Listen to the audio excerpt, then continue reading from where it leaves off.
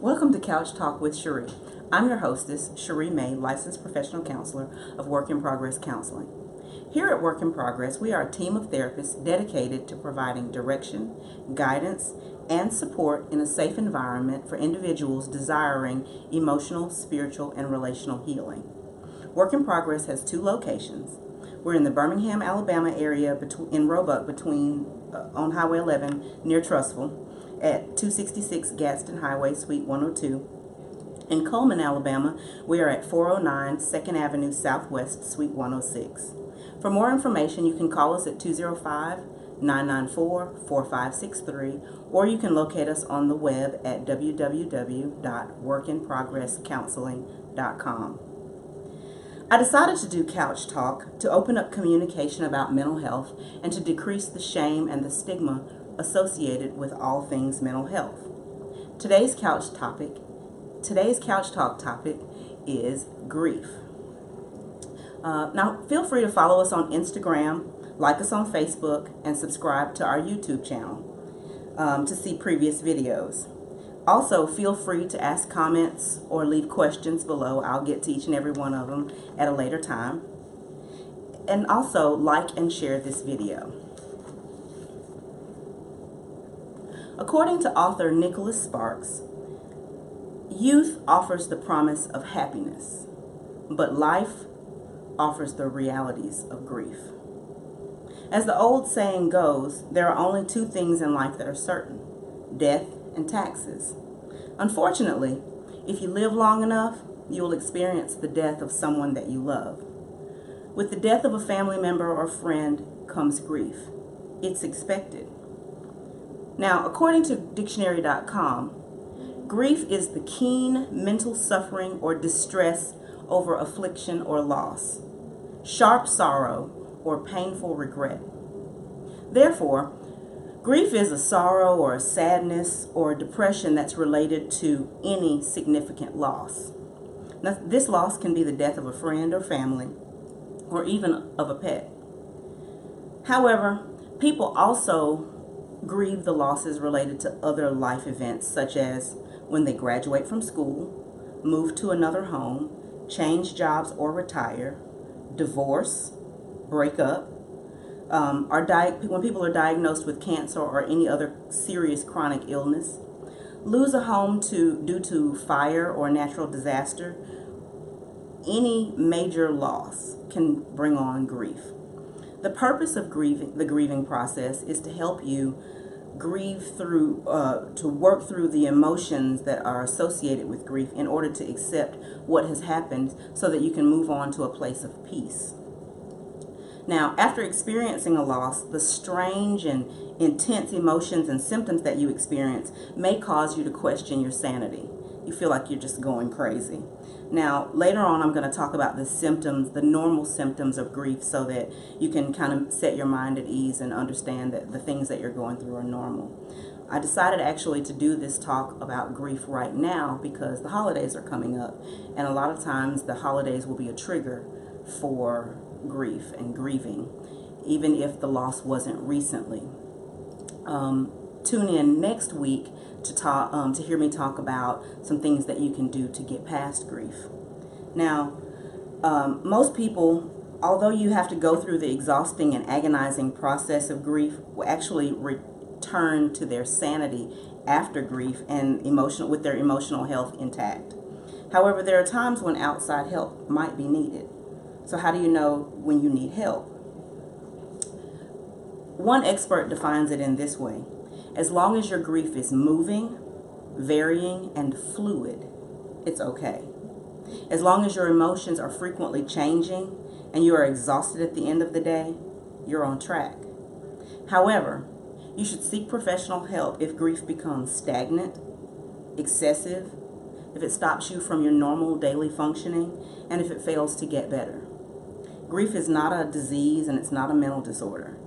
It's a normal emotional response to a significant loss. Sadness is expected. There's no clinical treatment for grief. It just has to run its course. Do not fall into the trap of using anti-anxiety medication, excessive alcohol, or other drugs to get you through your grief. It's not going to work. There are no shortcuts. Anti-anxiety medications, although very good for what they're used for what they're prescribed for, they are among the most highly addictive medicines out there. You don't need that. Grief is just a natural process that you have to work through. So let's talk about what are some of the signs and the symptoms of grieving.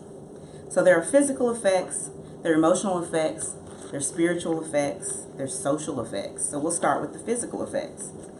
Some of the physical symptoms that you might experience associated with grief is starting with the lack of energy or fatigue. There may be muscle tightness or weakness, body aches, but then there's also the opposite end of the spectrum where there's an extreme restlessness. The act of grieving expends a tremendous amount of energy. Fatigue is usually short-term and will improve over time. The restlessness as well. Sleep abnormalities, insomnia, excessive sleeping, or even disturbing dreams or nightmares. Now, sleeping pills do not provide the quality of sleep that your body needs right now if you're grieving. A very occasional pill won't hurt, but don't develop the habit of seeking, of taking something to help you get through every single night. This is not recommended and especially unhealthy for grief relief. Digestive disturbances. When you're grieving, you might have a loss of appetite. There might be some overeating. You might feel a sense of nausea, indigestion. There can be diarrhea. There's also a potential for excessive weight gain or loss due to the digestive disturbances. Your stomach will settle down as you do. Now, we'll talk next week about coping skills, so come back next week so we can talk about some of the coping skills to help you get through some of these things. Other physical symptoms are anxiety, headaches, shortness of breath, chest pressure, tightness, and heaviness in the throat. If the symptoms are mild and improve, fine. However, if chest discomfort or shortness of breath accompanied by nausea and sweating, those things can be signs of a heart attack, so call 911 for severe symptoms. All right, the emotional effects of grieving. The emotions during grief are guaranteed to be unpredictable. You will be up, you'll be down, you'll be all over the place. It feels crazy, but it's normal. It is an emotional roller coaster. As long as your emotions are continually fluctuating, moving, and evolving, you're progressing. So there's going to be a sadness and a yearning. Of course you're going to feel sad. You've lost something or someone important. You'll shed tears, and then you'll be concerned when you're not able to cry anymore. This is normal. Some people feel a sense of numbness. Most people impacted by a great loss describe the initial feeling of being shocked, the numb, and disbelief that the tragedy has occurred. This is a typical defense mechanism of the mind to guard you against the overwhelming emotions. When the initial shock subsides, unfortunately, grief hits in full force. At first, it may seem helpful to separate yourself from the pain of your emotions, but you've got to go through it sooner or later in order to bring your grief to resolution. Then there's a sense of relief that comes with grieving, and there may be a sense of guilt that goes with feeling relieved. It's common for you to feel a sense of relief, especially if the person's death was preceded by a long illness, or if it was a conflicted relationship. The feelings of guilt, you may feel some survivor's guilt. Why them? Why not me? You may have many regrets. You may regret things that you didn't say or things that you didn't do. You may feel guilt and regret over the circumstances of their death. Why did I let them go to that party? Why didn't I say something? Why didn't I try harder to prevent them from doing this thing or that? Try to find comfort in the fact that most every person goes through this emotional turmoil. It's one of the common effects of grief. Another emotional effect, there's the anxiety, there's worry, there's fear. You may feel helpless, powerless, even panic-stricken at times. There are a myriad of intense emotions. It's part of the whole package that's known as grief. With time, the intensity of the emotions will lessen. There are social effects associated with grief. You may feel the need to withdraw socially and isolate yourself from your family and friends. You may feel disconnected, uninterested in your normal day-to-day activities and interests. You may feel distrustful, short-tempered, and even hostile. These emotions are due to a feeling that they just don't understand what I'm going through.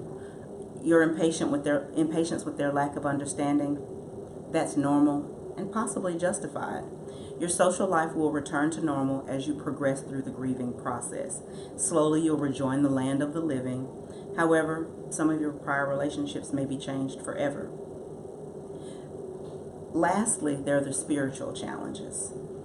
A devastating event and a grief may throw you into a spiritual crisis. You may challenge or question your faith or even your religious beliefs. You might be angry at God, feel that life is empty and has no meaning. Why did this happen? Was there some purpose for it? Was this part of God's plan? How could he let this happen? What reason could he have had to allow such a senseless death or such suffering? Spirituality is a personal thing. You may find comfort from your religious rituals. Try to include prayer in your grief recovery as you feel the need or desire for it. In the depths of your despair, your faith may provide you support and endurance for when everything else seems to have failed you. Try not to despair or worry too much about your spiritual doubts. These feelings are likely to change over time, just as your grief will. Now, here's some warnings and some tips. Share your feelings with other people. Somebody has been through it. Share those feelings so that you don't feel so isolated and in it alone. Get support. Do not avoid your feelings.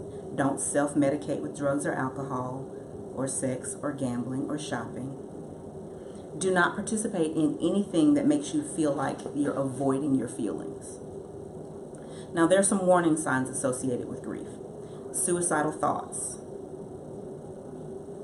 You may feel at times like you don't want to go on or wish that you were dead. It's normal in severe grief to have fleeting thoughts of suicide. The important thing to note is that these thoughts are brief in duration and that they go away. If you start being obsessed with such thoughts or formulate a real plan of how you would do it, you need to seek immediate professional help. Tell someone and get help. High anxiety. Intense grief can bring on some really disturbing sensations, as I've talked about before, which are normal and common. However, if you feel too scared or stressed out by what you're feeling or are having serious anxiety or panic attacks, go see a counselor. Talk to your primary care doctor. Just a few visits with a mental health professional might be all that you need to get on track for the healing process. If you feel unfinished or think that you need help to complete your grief, you probably need to see a therapist for your chronic grief. So for more information, please visit my website at www.workinprogresscounseling.com or call to schedule an appointment 205-994-4563.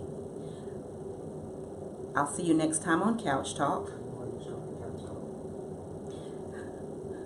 I'll see you next time on Couch Talk, where we'll talk about coping skills for dealing with grief. Like this video, share this video, follow us on Facebook, Instagram,